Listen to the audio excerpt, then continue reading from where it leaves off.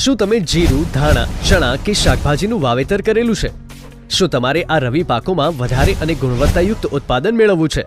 તો તમારે જરૂર છે એક સર્વોત્તમ અને ખૂબ જ શક્તિશાળી ફૂગનાશકની. તમારે જરૂર છે યુનાઇટેડ ઇન્સેક્ટિસાઇડ્સના એઝોફેનની.